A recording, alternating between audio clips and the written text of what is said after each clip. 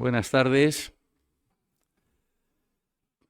Señora presidenta, creo que el momento estructural y coyuntural simultáneamente que está padeciendo España y el mundo por mediación del tema que hoy nos ocupa en Valencia, pues tener un minuto de recuerdo de los fallecidos y de homenaje y solidaridad con las víctimas.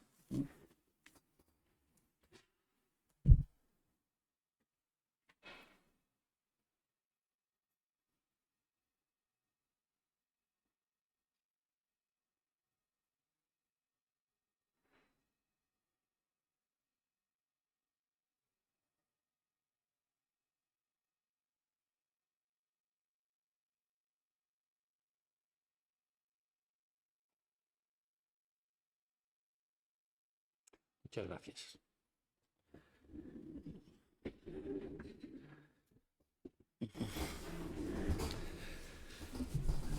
Tras estas 2 semanas de descanso formal en el ciclo de conferencias sobre la Escuela de Madrid, retomamos ya posiblemente las 7 conferencias que nos quedan sin dejar nuevos puentes entre sí. La conferencia prevista para hoy habíamos concebido con el título de La Escuela de Madrid y la modernidad filosófica en español. Habíamos recurrido, como no, al profesor José Luis Villacañas, que la mayoría de ustedes conocen, y del que vamos a leer un breve currículum. Es catedrático natural de Úbeda, 1955, que no se nos olvide, por lo menos para los que somos también del sur. Es catedrático de Filosofía de la Universidad Complutense de Madrid, donde ha sido director del Departamento de Filosofía y Sociedad desde 2009 a 2022. Antes fue catedrático de Filosofía Moral y Política de la Universidad de Murcia. Hizo el doctorado en Filosofía en la Universidad de Valencia, con una tesis sobre realismo empírico e idealismo trascendental en Kant, los niveles de su uso y justificación.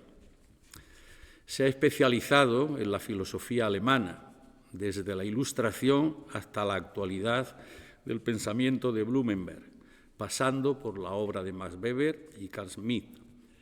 Al mismo tiempo, ha estudiado las relaciones entre el pensamiento español y el pensamiento europeo, analizando la influencia de Kant, Weber, Schmitt en España. Dirige las revistas República, Revista de Historia de las Ideas Políticas y Anales del Seminario de Historia de la Filosofía. Sus últimos libros son Luis Vives, Taurus, 2021, Ortega y Gasset, una experiencia filosófica española, escolar, 2023, Sublime psíquico y educación estética, Santiago de Chile, 2023, Max Weber en contexto, filosofía y ciencia social tras la senda de Kant, 2024, y Justicia viva, Agamben, 2024. Bueno, como ven ustedes, se ha limitado a exhibirnos, y es lo que yo les estoy transmitiendo, pues un intenso, pero reducido temporal, de su quehacer propiamente filosófico. Anteriormente ha tenido una tarea histórica verdaderamente colosal. Los que conocemos más o menos a fondo, pretendemos conocer, participemos en diferentes foros y academias de la Comunidad Valenciana, pues bebemos mucho de su fuente sobre los reinos de España, Jaime I, en fin, todo un conjunto de publicaciones más o menos coincidentes con su estancia en Valencia. Y yo quisiera, por tanto, pues destacar su condición de historiador también, que a fin de cuentas el tema de hoy, filosofía, pero es de historia de la filosofía. Ya nos dice él, si han entrado, supongo que alguno de ustedes sí,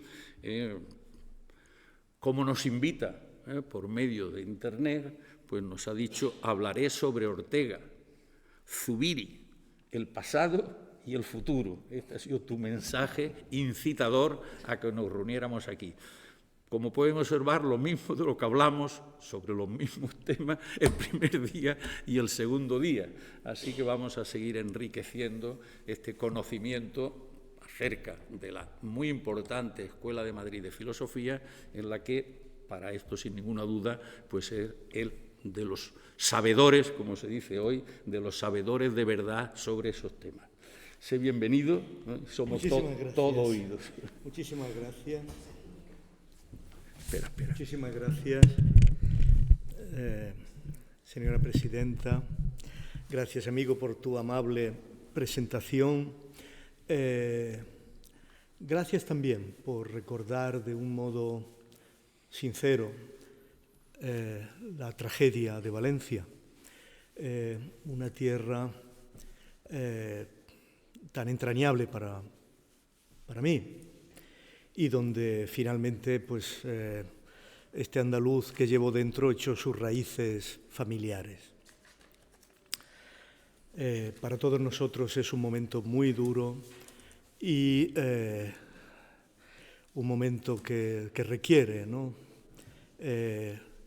la mayor solidaridad cívica entre todos nosotros. En mi exposición de hoy voy a dividirla en 5 puntos, ¿no?, que espero no cansarles demasiado. En el primero voy a definir la Escuela de Madrid como algo que en realidad siempre fue implícito, porque crear una escuela no fue la aspiración de Ortega y posiblemente de ninguno. Crear una escuela para Ortega era algo imposible en la medida en que él tenía una clara conciencia de ser un pensador único. En realidad las aspiraciones de Ortega fueron más amplias. Así que en el segundo punto explicaré lo que me parece más admirable de la actuación de Ortega. Su rendimiento mayor fue su capacidad de forjar una facultad de filosofía verdadera. Y todo se jugó con la llegada de Zubiri. Y a ese momento de la llegada de Zubiri y de la cristalización de la facultad dedicaré el tercer punto. En el cuarto abordaré lo más relevante, que a mí me parece, del sentido que rememoramos hoy de aquel ambiente y efectivamente, de la realidad de considerarlo como una escuela. En el quinto punto mostraré las consecuencias del trauma de la guerra civil y en la conclusión expondré las 2 condiciones para mantenernos vinculados a aquella empresa intelectual. El 1. Reflexionar sobre la Escuela de Madrid es un asunto lejano y cercano a la vez. Pensar sobre ella plantea un problema genuino, porque nos concierne como historiadores de la filosofía, pero también como filósofos. Nos concierne como conocedores de las tradiciones patrias, pero también como pensadores que de un modo u otro tenemos que continuarlas. Nos concierne como historiadores que procuran la autoconciencia de lo que somos, pero también como actores que debemos decidir lo que tenemos que hacer. Estamos justo a la distancia de un siglo de la constitución de esto que llamamos escuela, y me parece que es una distancia adecuada para identificar su perfil desde cierto horizonte y al mismo tiempo para hacer un balance de la manera en que nos concierne hoy en relación con los retos del pensamiento actual. Estamos, por tanto, ante el típico caso de retroceder un poco para avanzar. La reflexión histórica también sirve a la praxis filosófica. Y sea cual sea nuestro diagnóstico sobre la Escuela de Madrid, no podemos dejarlo al viento, como si fuera una realidad descomprometida. Al tomar esta actitud, creo que somos fieles, en cierto punto, a los fundadores. Sea lo que sea que digamos acerca de los pensadores de la escuela, se sintieran o no se sintieran vinculados a la misma, pensaran que existía o que no, no podemos esquivar un hecho. La escuela lo es por Ortega. Sin entender, sin tener un diagnóstico sobre Ortega, no podemos tener hoy un concepto de aquel tiempo, ni entender nuestra tarea filosófica de forma precisa. Hay escuela de Madrid porque Ortega es el maestro. Me gustaría decir que hasta donde llegue ese magisterio habrá algo parecido a la escuela de Madrid. Si alguien considera que su pensamiento, el propio, está mediado por la obra de Ortega, por su experiencia filosófica, este forma parte de la escuela de Madrid. Hablamos así de una comunidad filosófica, intelectual, difusa, pero concentrada a la vez en la figura del maestro. Hay una intencionalidad en Ortega que constituye la escuela, aunque crearla no fuera su intención. En términos técnicos, existió una escuela en sí, implícita, aunque no siempre fuera una escuela autoconsciente. Lo indiscutible es la relevancia de Ortega. Su aspiración fundamental fue ser muy siglo XX. Esa era su intención fundamental.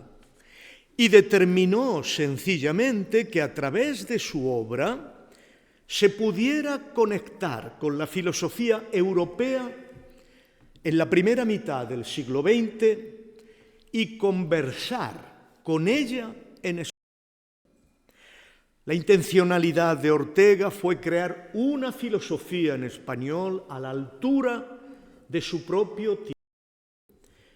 Quien lo vuelva a intentar está siguiendo sus pasos, pues esto no puede hacerse sin él. Con dificultades, pero sin él. Pues como he dicho, en esa intencionalidad no estaba solo crear una escuela en Madrid.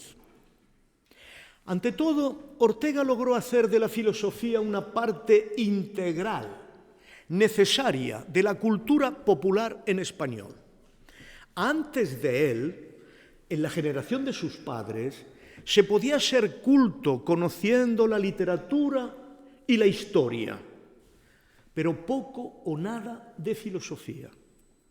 Después de él, solo desde ciertas perspectivas, configuradas desde la filosofía, se podía presentar que uno tenía las credenciales de hombre, de mujer culto. Como es natural, esta influencia requería creatividad.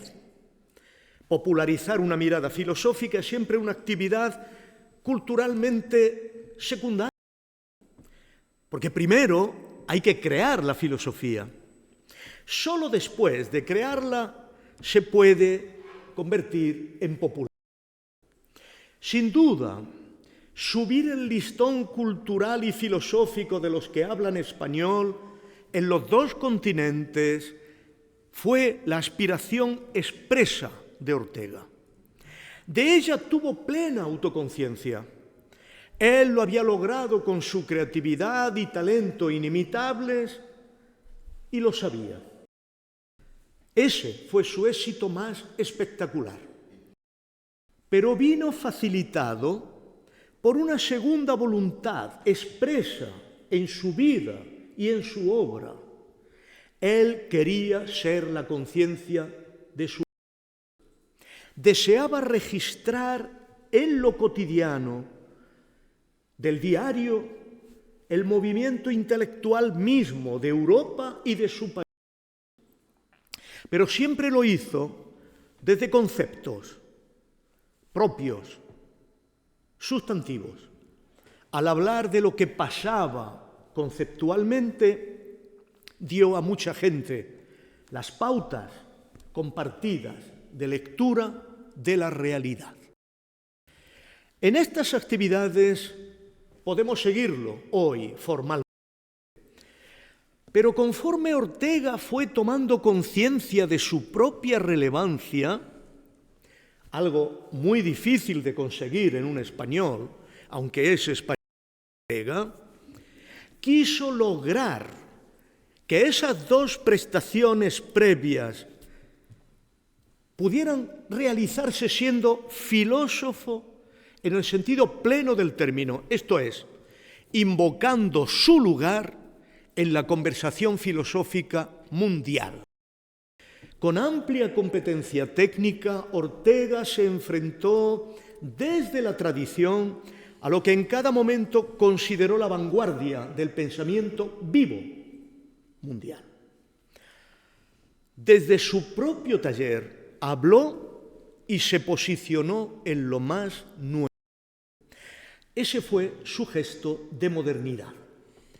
Sus coordenadas fueron sus propios contemporáneos, porque a él le interesaba lo que hacían en el mismo momento en que él pensaba sobre ellos. Y esto es algo único en la historia de España hasta él. 2. No se funda una escuela de la nada. Cuando miramos este rendimiento filosófico, sustantivo de Ortega, no podemos sentirnos sino admirados, ya que su punto de partida era muy poco prometedor. Ortega es tanto una transición como una realización, y eso le otorga, en mi opinión, una significatividad excepcional. Podemos suponer que él viajaba en medio de una ola expansiva de la universidad y de la intelectualidad española, y es verdad. Pero en el caso de la filosofía, esa ola todavía tenía muy poco vuelo. Una generación después, la situación sería completamente diferente y no podremos ponderar nunca la índole misma de esta transformación. El cambio tenía que ver con el hecho de que Ortega había abierto el horizonte y había puesto más altas las señales de la acreditación de excelencia. Era un nuevo punto de referencia y de nivel de lo que había que hacer. Sin embargo, él mismo procedía y se benefició de un mundo donde la excelencia no era el criterio fundamental. Ortega creció en una sociedad de honoratores, de próceres, en la que la universidad era un lugar de colocación y acomodo de élites muy reducidas, un complemento del prestigio social y político, por lo general adquirido por otros medios. Su acceso a la cátedra no fue de otra forma. Su tribunal estaba cargado de próceres, y al fin y al cabo, él tenía que suceder en la cátedra a don Nicolás Salmerón, el viejo presidente de la Primera República, que acababa de morir en 1910.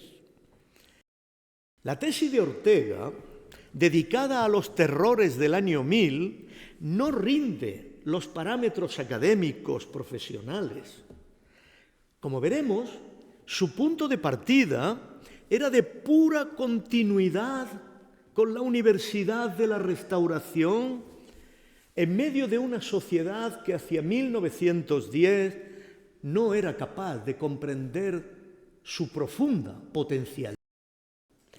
Solo el poderoso sentido de la autoestima y la propia lucha por la conquista de la dignidad intelectual llevaron a Ortega a convertirse en el maestro de filósofos que fue.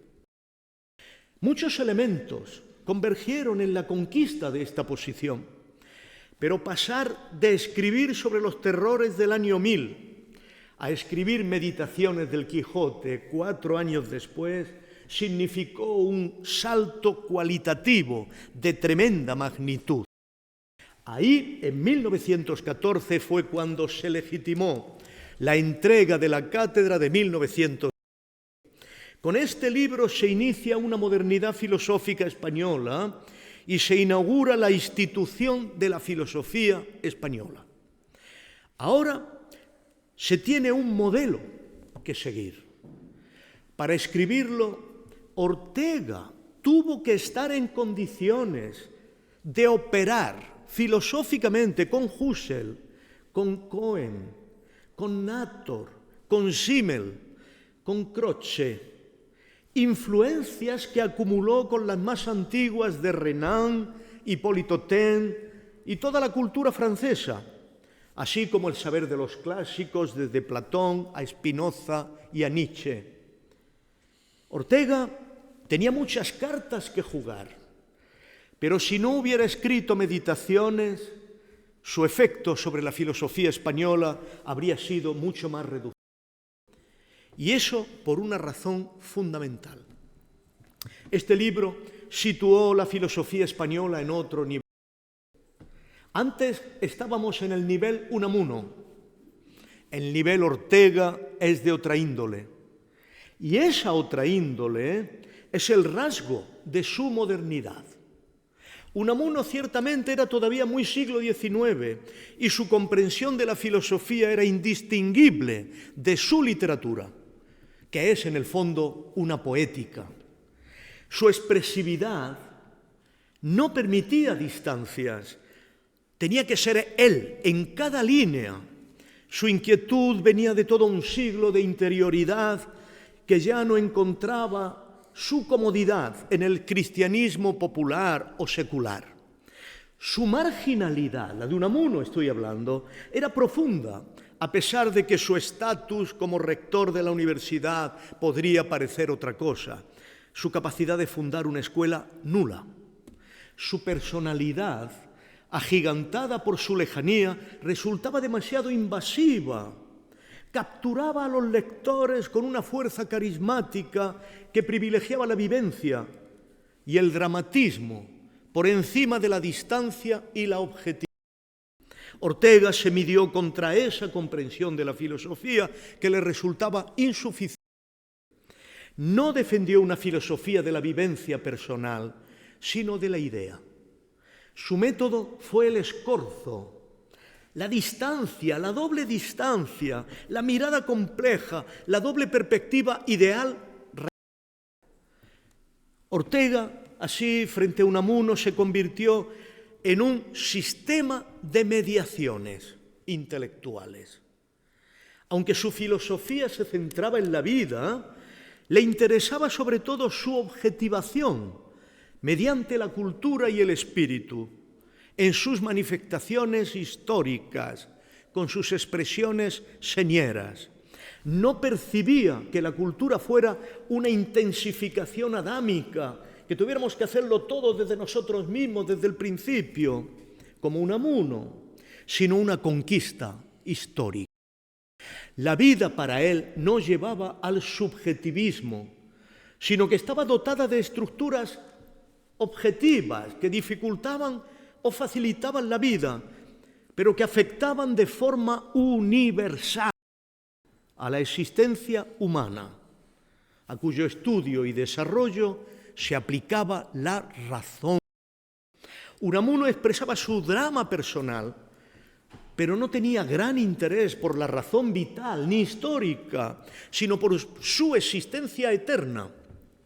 Ortega, de un modo u otro, siempre quiso ver claro, más allá de sí mismo, y estaba comprometido con la realidad en su plenitud.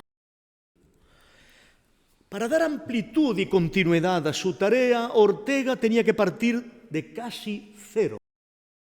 Su actividad filosófica fue ingente y no estaba exenta de dimensiones económicas. Y en verdad, esta dimensión empresarial forma parte de la modernidad filosófica de Ortega. Crear filosofía para forjar un mercado filosófico. era parte de su comprensión de una sociedad moderna. Por eso envidió a Francia y a Alemania. Intervenir en el mercado cultural al servicio de la formación de élites directivas fue su proyecto nacional. Pero El Espectador y la Revista de Occidente tenían además una dimensión hispánica, global, y contribuyeron a la formación de las élites latinoamericanas como parte de su influencia inmediata. En realidad, el diálogo americano de Ortega fue esencial desde el principio, pues Meditaciones se escribió en contraste con la visión de Anahuac de Alfonso Reyes como elemento constituyente de su escritura. La autoconciencia de Ortega como pensador que podía realizar algo grande se forjó siempre en contacto con su recepción americana y en diálogo con sus figuras prominentes. Si Ortega acabó fundando algo parecido a una escuela, fue como consecuencia inevitable de esta estrategia personal y empresarial. En ella, de nuevo, primó un elemento de división de trabajo característicamente moderno.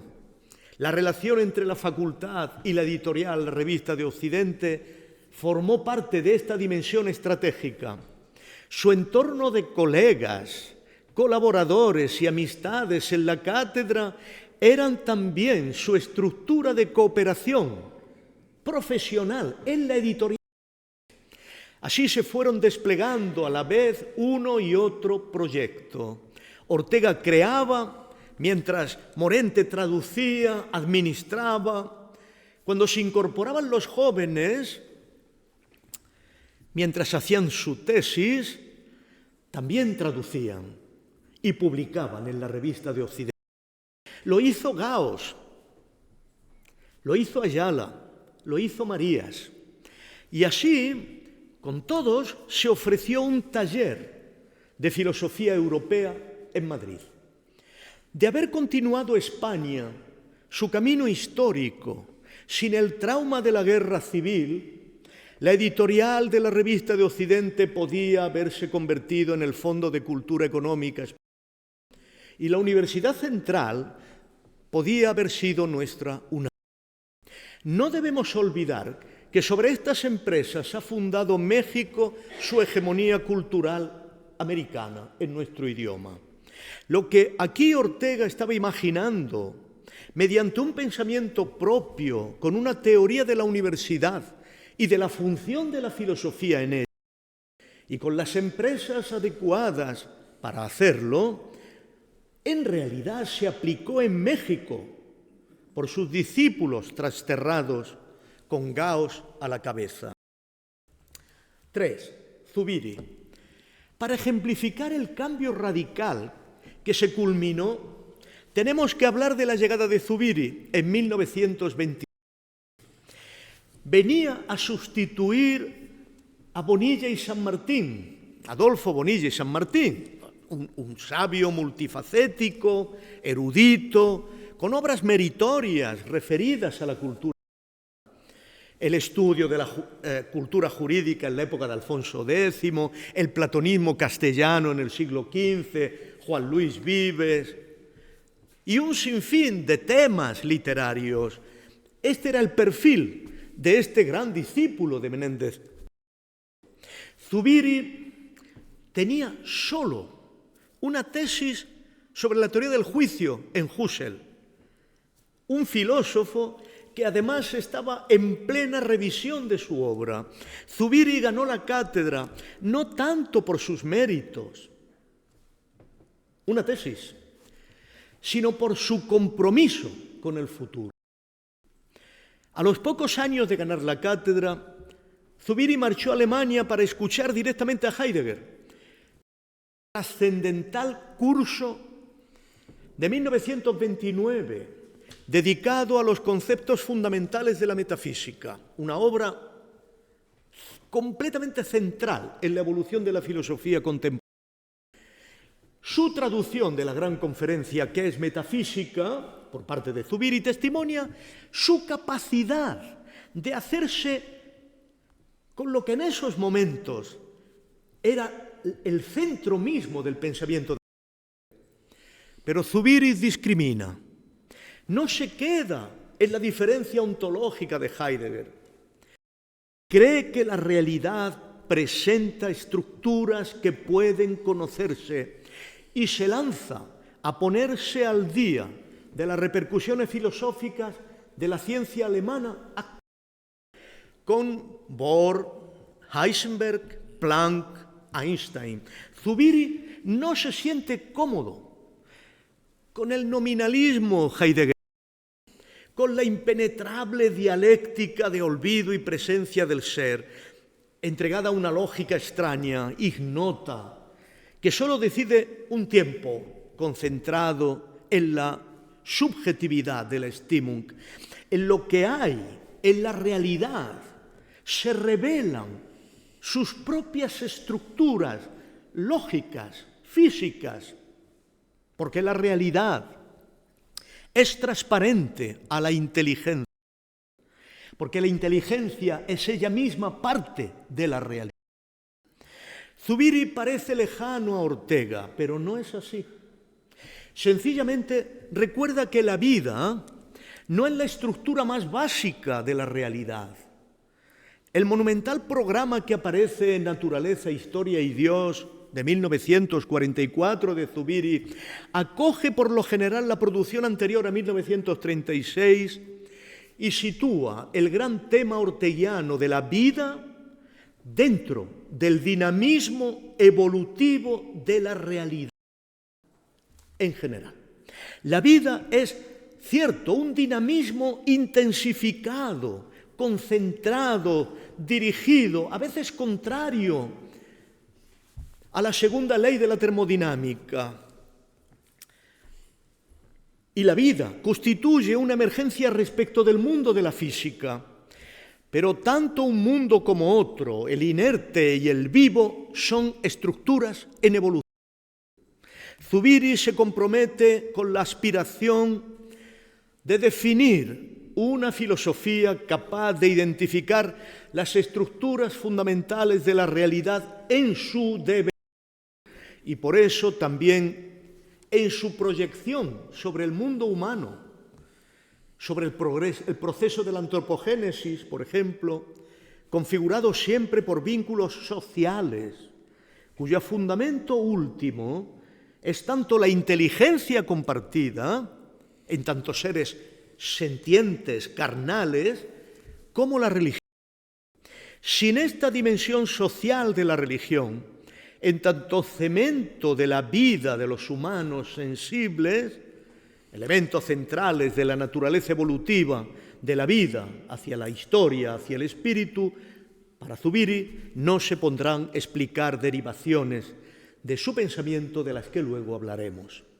De esta manera, más explícitamente sistemática que Ortega, en contacto con la ciencia y la filosofía más actuales, Zubiri puso las bases para una comprensión de la naturaleza capaz de fundamentar la vida humana, la inteligencia, la historia y la sociedad.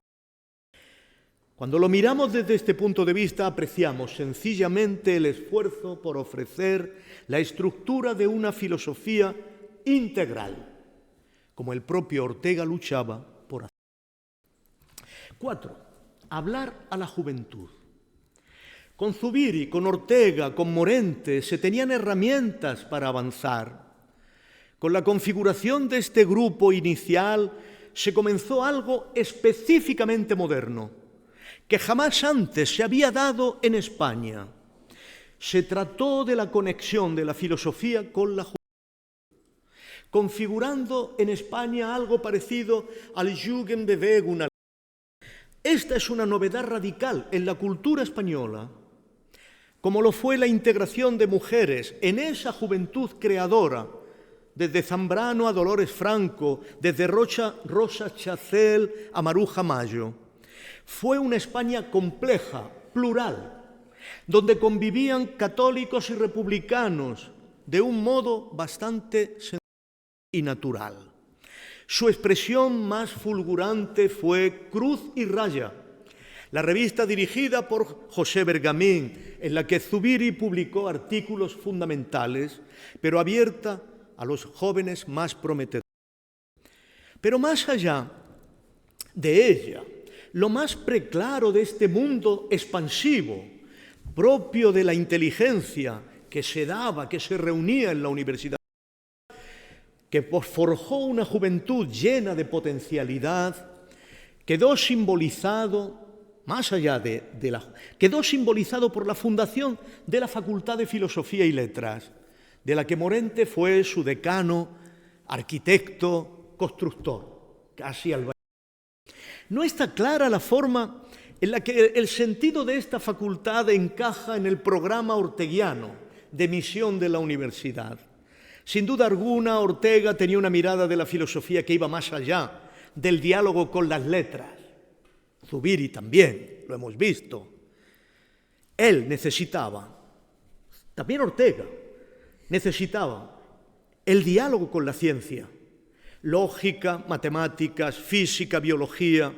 En la medida en que fueran necesarias para la comprensión de la vida humana, eran disciplinas a las que Ortega prestaba enorme atención. Es increíble ver cómo Ortega en los años 30 cita a Quine, muchísimo antes de que Manuel Garrido se convirtiera en su discípulo español.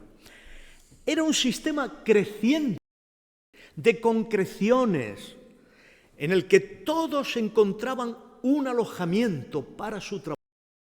Julián Manías tiene razón al recordar que Ortega era una filosofía incompleta, pero dotada de una dirección precisa. El sistema de concreciones pasaba de las ciencias naturales a las ciencias humanas, a las ciencias sociales, a la antropología, a la sociología, la política, la historia, y luego, más específicamente, a las realidades españolas e hispanas. Solo aquí se abría el punto en el que la Facultad de Letras podía entrar a jugar en lo más concreto, en la lengua, como camino para comprender el ser histórico de España. Era lógico que ahí Menéndez Pidal y Américo Castro fueran los interlocutores fundamentales de Ortega y de Zubiri. En su conjunto, se trataba de una mirada en movimiento, donde cada uno podía alojarse con comodidad, sin perder la conexión con una mirada más integral, que en todo caso la daba el pensamiento. Eso es lo que vieron los más jóvenes. En un sistema que caminaba hacia la especialización, cada uno podía encontrar su sitio, podía caminar hacia la sociología como Ayala, hacia la ciencia político y social como Díaz del Corral o Marabal, hacia el derecho como Recasén de Sitges, hacia la antropología como Laín, y no solo hacia la filosofía como Zambrano, Rodríguez Huéscar o Marías. Por lo demás, lo que se daba a los estudiantes era un marco de referencias en el que encontrar un camino universitario a su vocación. Los que así se encontraron ese camino siempre reconocieron su admiración por el clima intelectual de su universidad, de su alma mater. Algún día se podrá hacer un inventario de los egresados de esos años y se comprobará que sin ellos no se entenderá la intelectualidad hispana que se proyectó a los años 70. El trauma que rompe una atmósfera. Resulta claro que el trauma de la guerra civil acabó con la estrategia intelectual de Ortega y por tanto con las posibilidades de una escuela en el sentido aquí defendido, un programa de incorporación de la juventud. Sin embargo, los más concernidos por ese pasado se sintieron comprometidos a mantenerlo y a desarrollarlo de un modo u otro en soledad. pero ya no se pudo realizar desde ninguno de los elementos centrales de la estrategia de Ortega, ni desde la Facultad de Filosofía y Letras de la Central, ni desde los instrumentos públicos de editoriales, revistas y periódicos. El trauma de la guerra sembró la discontinuidad, forzó el exilio de muchos y propició la dispersión y la especialización. Quizá esto requiera un comentario más específico. Uno de los síntomas de la modernidad, de esta constelación intelectual, fue su capacidad de producir lo que podríamos llamar una derecha y una izquierda en su seno.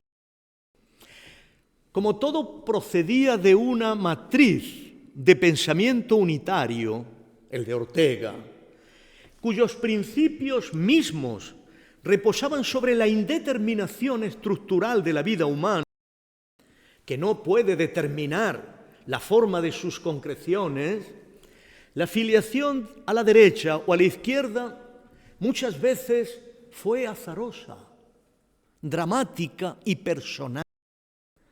Lo fue la del mismo Ortega. Que Zambrano cayera de un lado y Laín y Maraval de otro, todo eso fue quizá un accidente entretejido con experiencias personales dramáticas. En todo caso, una ambivalencia profunda recorre la relación de los actores de aquella constelación con la política, que no era su terreno fundamental de desarrollo.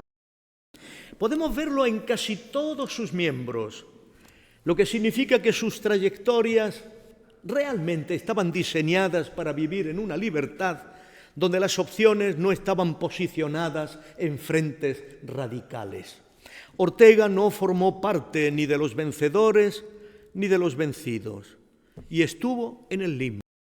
Zubiri cayó en cierto modo en los dos sitios, lo que es lo mismo que no caer en ninguno. Otros jóvenes como Marías y Huéscar sobrevivieron en un exilio interior heroico, firmemente comprometidos con desplegar lo que Ortega había dejado inconcluso, en un exilio interior. Acordaos de la divisa de Marías, que se vayan ellos, ¿no? Yo no tengo por qué irme. Ayala, cercano a Zaña, fue el primero en volver, con Bergamín, pero siempre tuvieron un pie fuera. Zambrano, que hizo del exilio su bienaventuranza, la más cristiana de todos ellos, fue la última en regresar, pero la inercia en ella era tan grande que nunca se sintió del todo. Pero ni Zubiri, y si me apuran, tampoco Morente, garantizaron una continuidad. Quienes en la inmediata posguerra creyeron que ésta podía darse, quedaron confundidos y decepcionados. Los jóvenes estudiantes que vinieron a la Central en 1940, que sería la generación de mis maestros, quedaron decepcionados. Tuvieron que marchar, como lo hizo Lledó a Alemania, o a la periferia clandestina, como Manuel Sacristán, o a la periferia geográfica, como mi maestro Montero. Ortega rindió su último acto de servicio a la libertad con su entierro en octubre de 1955. Luego fue olvidado. Mis maestros nunca me lo explicaron. La Facultad de Filosofía que se construyó durante el franquismo no tiene nada que ver con el movimiento del pensar de la Facultad de Letras anterior a 1936. Ni con su intencionalidad, ni con su complejidad. Su ocupación por los herederos de Acción Española, con Leopoldo María Palacios, González Álvarez o Millán Puelles, o por los militantes más falangistas como Aranguren y Eugeni Dors, configuró otra constelación intelectual completamente divergente a la de Ortega, a la que Ortega supo arremolinar a su alrededor, y ninguna cercanía o aproximación de detalle podrá ocultar. La intencionalidad, el telos que mantenía en vigor el pensamiento previo a la guerra había desaparecido. Ortega se volvió una referencia personal, pero no un programa. Solo Julián Marías, a su manera y fuera de la facultad de filosofía a la que jamás se le permitió volver, intentó desplegarlo por entero. Pero ya, como sabemos, sin la garra estilística, el brillo retórico y la profunda penetración intelectual del maestro. Conclusión. Voy a intentar cifrar esta discontinuidad de modo preciso, porque para mí se vio en el abandono del momento crucial de la vida filosófica de Ortega, su momento para mí más estelar. Tuvo lugar en 1934, cuando, acompañado de su hijo Miguel, Ortega pasó unos meses en Alemania en estrecho y personal contacto con Husserl y Eugen Fink. En esa relación estaba encerrada buena parte del futuro de la filosofía en la segunda mitad del siglo XX. Como se ve, en tres pensadores que iban a tomar el relevo justo en los años en que Ortega muere. Uno mayor, muy interesado en desplegar el pensamiento de este Husserl de 1934. Se trataba de Maurice Merleau-Ponty. Los otros dos, más jóvenes, pero que querían hacer exactamente lo mismo, se llamaban Michel Foucault y Jacques Derrida. Todas sus obras iniciales se hacen eco de la temática que Ortega planteó a Husserl: la imposibilidad de una reducción fenomenológica completa, la imposibilidad de una abstracción radical de la vida, la imposibilidad de una génesis pura de la objetividad, la necesidad de una dialéctica abierta entre antropología y racionalidad, la necesidad de completar la fenomenología con una teoría de la historia, aspectos hacia los que la filosofía de Ortega se dirigía. Que Husserl hablara de una tercera etapa en la filosofía, en la fenomenología, en tanto que fenomenología generativa, mostraba la convergencia con todo lo que Ortega estaba trabajando desde el asunto de las generaciones, el desarrollo por parte de Marías del programa de Ortega, de forma más bien endógena, solo con las fuentes del maestro, lo privó de la capacidad de conversar con la filosofía que se estaba haciendo en ese momento en que Ortega moría, en Alemania y en Francia. Ni el propio Zubiri se vio libre, en cierto modo, de esa limitación autorreferencial. Se consideró de manera precipitada que se podía desplegar un movimiento autosuficiente sin dialogar con aquellos que estaban desarrollando exactamente la misma problemática que Ortega en otros sitios. Regresar a ese momento estelar en el que Ortega participó con euforia podría ser una buena estrategia para retomar un tema pendiente. No solo porque permitiría enlazar con su proyecto, sino también porque nos ayudaría a comprender desde dentro la evolución de la filosofía europea, cuya lógica profunda no hemos sido capaces de entender, pendiente siempre de una recepción inmediata, prematura, sin distancias, sin mediaciones, propia de los que deseaban disponer de la franquicia de una gran marca internacional. En este sentido, la modernidad que he defendido repetidas veces en esta intervención del momento Ortega reside en que captó precisamente la lógica profunda hacia la que se dirigía la filosofía futura, la filosofía europea de su inmediato futuro. Ortega lo vio claro cuando reivindicó su precedente existencialismo, motivado por el éxito de Sartre. Pero, sin embargo, su mirada a la filosofía alemana y francesa, tras 1945, ya vivía de los viejos tiempos y, a pesar de su grandeza, no fue capaz. Es injusto decir no fue capaz. Luchó heroicamente por serlo, por hacerse con los nuevos desarrollos que se estaban produciendo, tanto de los franceses señalados como de los alemanes, los discípulos de Fink, Landgrave, hasta Bloom. Porque todos estos iban en su misma línea, perfeccionando sus grandes intuiciones. Para nuestro presente, pues, es decisivo tanto comprender la dirección de la flecha de Ortega, como comprender la manera en que esa flecha, de forma paralela, llegó a su destino en la segunda mitad del siglo XX por parte de los pensadores europeos. Pero ya nadie después de su muerte estuvo en condiciones de actualizar el pensamiento de Ortega en conversación con ellos, como él lo había hecho, a la luz de la lógica profunda que los unía, que unía a Ortega con estos interlocutores europeos. Se dio a elegir entre el todo y la nada, y nunca se vio como objeto de un despliegue ampliado. En realidad se sigue viendo Ortega como un filósofo encapsulado que no es factible, que no es capaz de ser desplegado de manera creativa, más allá de donde él lo dejó. Su conversión en este sentido en un filósofo de Estado, con una fundación que protege un legado fetichizado, no hace bien a la filosofía de Ortega.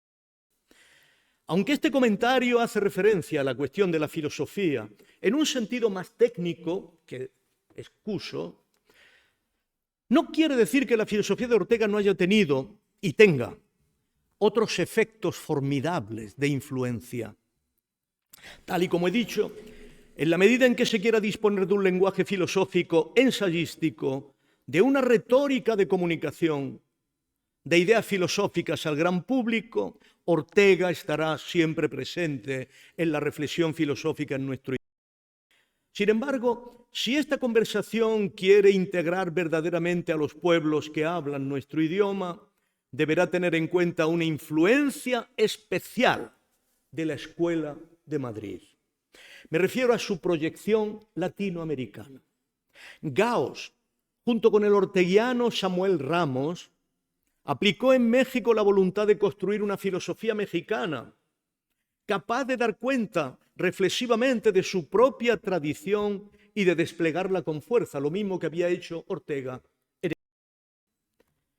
Su discípulo fundamental, Leopoldo Cea, proyectó esta misma operación más allá de la construcción de un discurso nacional mexicano para identificar una tradición de pensamiento en América Latina. Por supuesto, incomprensible sin el diálogo con la tradición hispana. El discípulo fundamental de Zubiri, el jesuita Ignacio Ellacuría, tras hacer una tesis sobre Ortega, haciendo pie en la naturaleza dinámica de la realidad y en la necesidad de desplegar ese dinamismo hacia el telos de la emancipación y la igualdad de los seres humanos, que un sentido mundano de la religión presentaba como ineludible, se implicó en esa batalla propia de América del Sur, de manera convergente con otros autores de la teología de la liberación como Dussel. Por su parte, don José Medina Echavarría, menos conocido, compañero de Ayala, egresado de la Central, se vinculó al pensamiento de Max Weber, del que Ortega había sido un abanderado en vida, y se entregó al proceso de racionalización de la política y de la economía latinoamericana con la misma finalidad de una emancipación de sus pueblos, trabajando desde la gran agencia de la CEN, Agencia de las Naciones Unidas.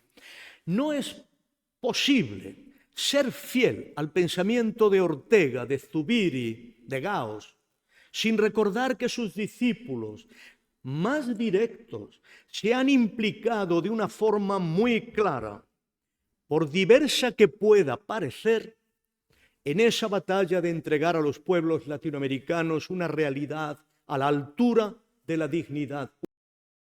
Hoy no solo necesitamos identificar y desplegar el momento estelar del pensamiento de Ortega y su desarrollo en la filosofía de la segunda mitad del siglo XX, sino al mismo tiempo mantener la conversación con los que defienden la misma aspiración emancipatoria de quienes desplegaron la mirada de los grandes pensadores de la Escuela de Madrid. Que ésta tenga influencia histórica verdadera dependerá de que cumplamos estas dos condiciones. Muchas gracias.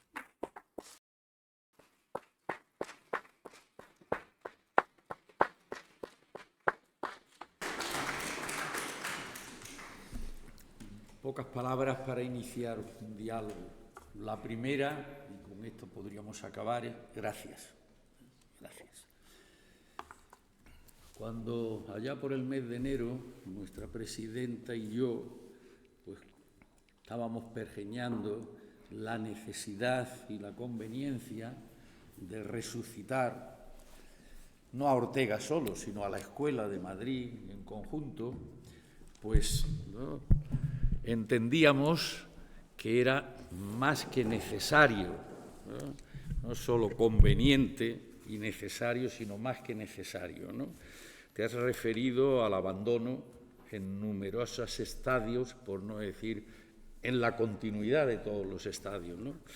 Creo que, tal como lo habíamos concebido, el Instituto de Estudios Madrileños, cuando tengamos la obra esta conjunta sobre la Escuela de Madrid, que ya no existía tampoco, dentro de esta historia que tan extraordinariamente nos has contado, ni desde el punto de vista filosófico, ni desde el sociológico, ni desde el cultural, ni desde el periodístico. Era lamentable, ¿no? Pues yo creo que tenemos aquí una obra con la que poder, ¿no? Yo recuerdo y me callo para que podamos hacer, pues como este mismo planteamiento en los años 80 lo teníamos el profesor José Luis López Aranguren, al que ha citado yo, justo en el momento que salió la primera edición de las obras completas. Y allí en mi casa de Santander, con los 12 volúmenes que fueron entonces, que ya creo que son 14 en esta nueva edición, pero en fin, es igual, con los anexos. Son 10. Pues allí eran 12 aquellos. Aquellos, por eso me refiero. ¿No? Es que estos son dos menos. Sí. Bueno, pues teníamos como orientación clara de que aunque no éramos, porque ni el tiempo ni nosotros propiamente podíamos estar ahí, necesitábamos el resucitar a Ortega. Yo me acuerdo que durante 4 o 5 años, por lo menos, desde el año 80 al 86, 87, quizá 88, el joven profesor que llevaba al viejo profesor, pues tuvimos muchas conferencias a la limón, ¿no? Y después ha citado también a Manuel Garrido, con el que tuve pues, grandes colaboraciones, ¿no? Y sobre todo en el pensamiento filosófico español y en cuyos libros pues también participé para Zubiri, la ciencia y todas estas cosas. Yo sobre Maeztu. Ya lo sé, ¿no? Por eso allí, digamos, nos unimos, ¿no? O por lo menos se unieron nuestros caminos, sí. ¿No? Pero bueno. Manuel Garrido, discúlpame que lo recuerde, Manuel Garrido era un hombre completamente excepcional. Completamente excepcional. Una de las personas más inteligentes que yo he conocido y, debo decirlo, una de las personas más generosas. A él le debo haber publicado mi primer artículo en Teorema sobre la noción de existencia en Kant, de un modo que fue completamente generoso, porque yo no hacía la tesis con él, no estaba trabajando con él, y sin embargo tuvo una actitud completamente receptiva, paternal, ¿no? Creo que había algo de relación andaluza entre nosotros, andaluces en Valencia siempre, pero quiero recordarlo porque fue una persona de una elegancia personal. Hicimos mucho juntos, y fue director, formal al menos, de las tesis doctorales en filosofía de 2 de mis hijos científicos. Pero bueno, a ver. Esto siempre cuesta trabajo que es primero o primera, que hay que decir hoy. Sí, por favor.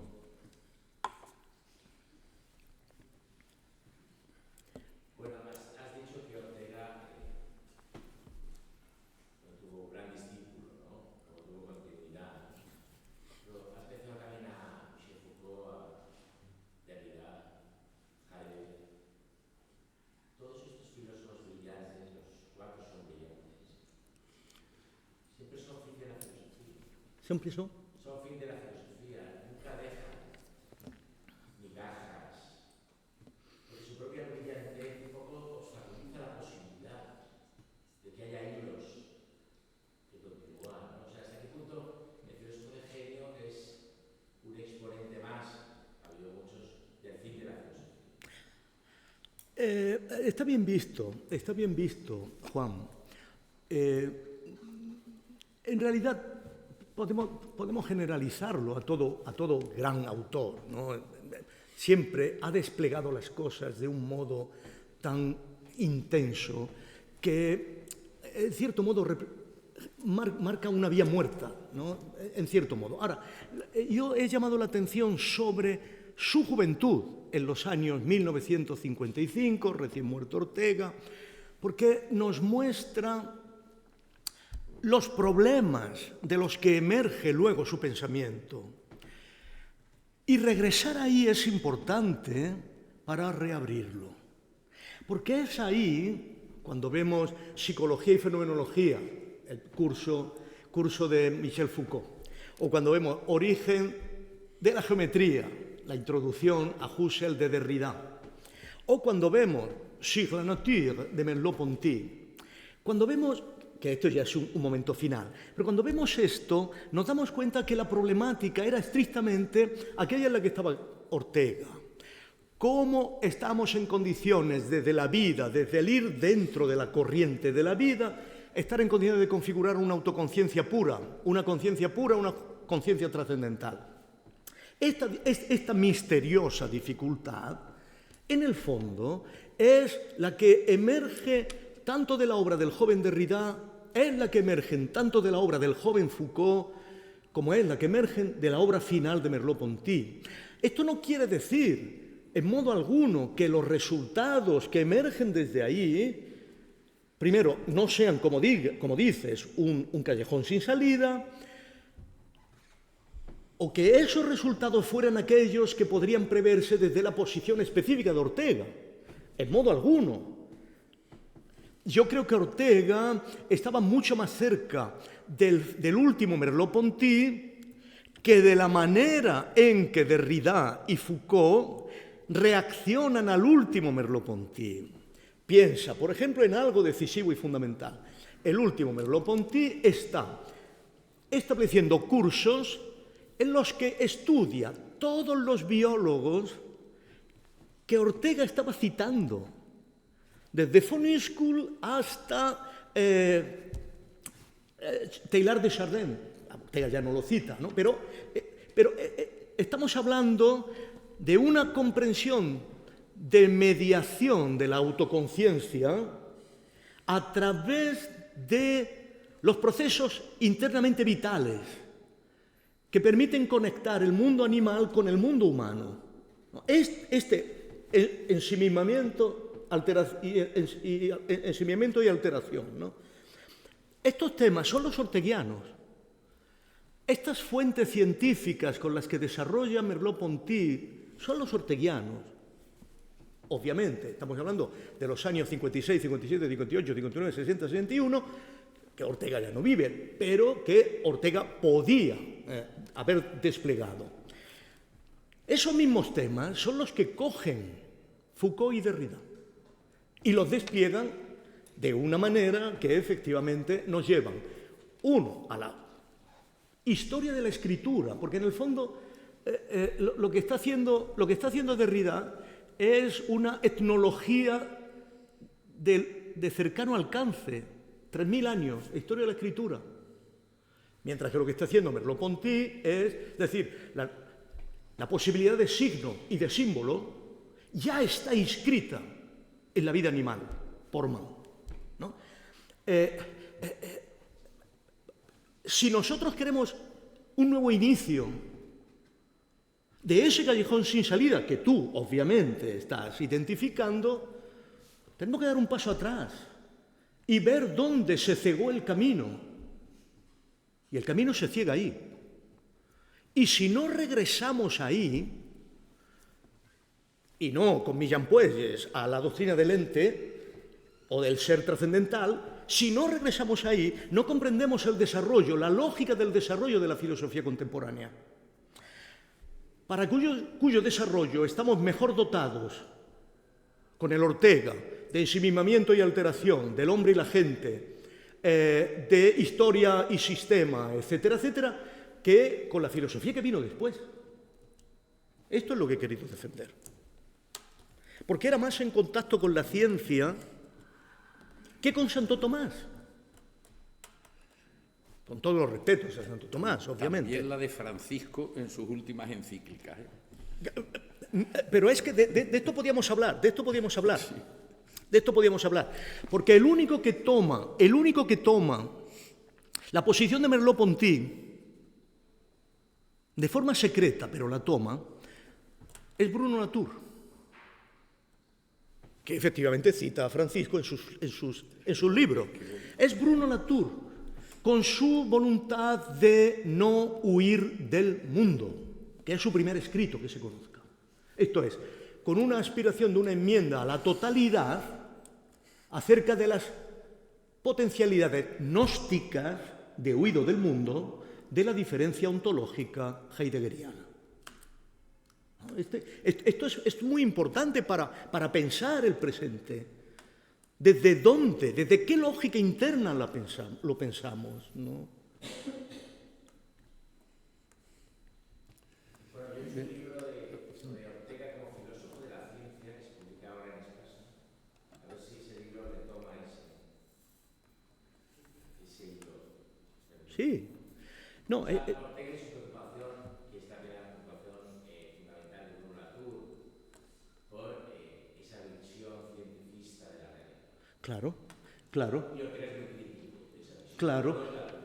Pero esto está mostrado de manera magistral en el escrito de Husserl de 1934, justo cuando Ortega está con él en Friburgo, acerca de la Tierra no se mueve, la Tierra es un arca, que es la primera, creo, la primera manifestación precisa de que la única manera de superar la crisis de las ciencias es estar en condiciones de repensar el mundo originario de la vida, dentro de cuyas experiencias básicas, estructurales, necesarias, está la de ser seres de la Tierra.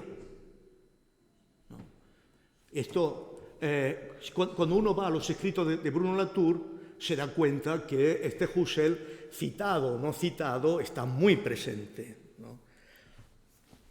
Pero si vamos al prólogo de Ortega, al libro de la caza del conde de Lleves, nos damos cuenta de que lo que hay ahí es la descripción exactamente del mundo de la vida originario en tanto que animal de la tierra. Porque el cazador se convierte en un depositario de las experiencias originales de ser animal de la tierra porque tiene que luchar con los animales de la tierra, ¿no? Y descubres ahí una fenomenología de intuiciones básicas y de experiencias originarias que es específicamente fenomenológica y mundana. A ver, querías también.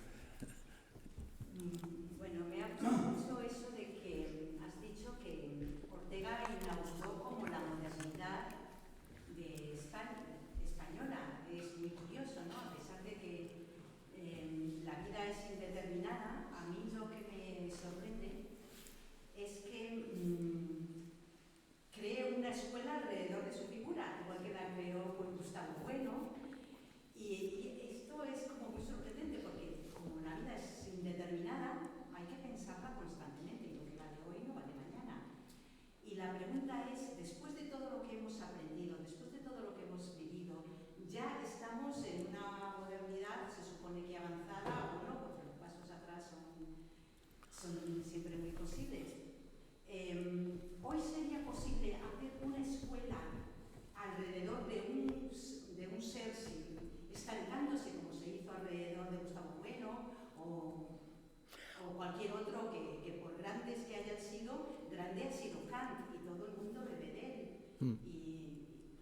Yo creo que ese tiempo ha pasado, sinceramente.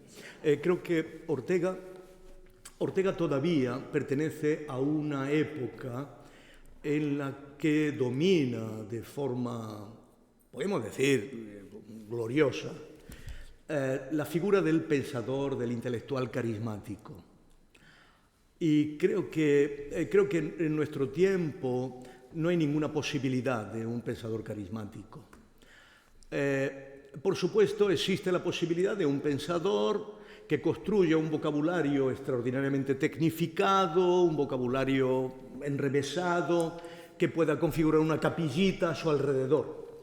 Pero la grandeza de Ortega está en que estuvo en condiciones de trabajar con un idioma que, al margen de sus brillantísimas acuñaciones, era el idioma de todos, era el idioma de la vida, el idioma que usamos, ¿no? Y por eso Ortega no podía estar satisfecho de haber creado algo que a él le parecía, en el fondo, demasiado reducido, una escuela, ¿no? Su dimensión carismática, realista o no, le llevaba a pensar de un modo que podemos decir relativamente verosímil, que él, como pensador carismático, era fundador, organizador de una mentalidad, ni siquiera nacional, ¿no? Puesto que de una mentalidad hispana, en términos generales, ¿no? Por mucho que su capacidad de comprender los pueblos hispanos de América fuera muy limitada. Pero, en cierto modo, cuando Ortega, en la segunda entrega del Espectador, dice que en El Espectador no se pone el sol, ¿no?, está haciendo un gesto imperial, está haciendo un gesto americano o hispanoamericano, como queramos, ¿no? Esos gestos no nos están permitidos. Hoy yo creo que la filosofía tiene que emerger de conversación, por la sencilla razón de que, mientras tanto, el sistema universitario americano, en español, es extraordinariamente fuerte, poderoso y fecundo. Y ya comenzaba a serlo cuando Ortega, de tal manera que el paseo triunfal de Ortega en el primer viaje a Argentina en 1916 no tiene nada que ver con el segundo viaje de Ortega en 1928, donde recibe múltiples señales de decir: señor Ortega, aquí no somos Adanes, ¿no? Y por lo tanto yo creo que sería una impostura pretender la figura de un filósofo carismático en el presente. Creo que lo que hay que pretender realmente es la capacidad de mantener una conversación solvente con los universitarios, los académicos y académicas de América, en español, y que en esa conversación solvente aprendamos a conocernos recíprocamente y ayudarnos a conocernos recíprocamente y a mejorar nuestra manera de mantener una conversación con la cultura mundial. Yo creo que esto es lo que nos compete realmente, ¿no? Y en este sentido creo que ya no es el tiempo del carisma. La época del carisma pasó. Yo creo que este es el gran diagnóstico weberiano. Estamos en una época racionalizada. La época del carisma pasó. Y esto tiene un significado muy importante en la actualidad, que me imagino que ustedes comprenderán. Cuando las épocas que han pasado regresan siempre de la peor manera. La época del carisma pasó. Pero si hacemos que regresa bajo la forma de las que estamos viendo en la actualidad, que efectivamente constituyen la degradación misma de la forma carismática, puesto que la forma carismática tenía una aspiración fundamental, que era ofrecernos una manera de entender la verdad en todos los ambientes y en todas las esferas de acción social. Ortega pretendía esto, de ahí su crítica a la especialización, ¿no? Muy bien. Bueno, querida presidenta, puedo decirte que los tres que hemos pasado ya por aquí tenemos los escritos hechos. Así, no, naturalmente. Yo ya he quedado en mandarlo de forma inmediata. Está escrito mañana. Tú das fe. Mejor ayer que mañana. Exacto, sí. Pues muchísimas gracias y ya hasta el miércoles próximo. Gracias. Gracias.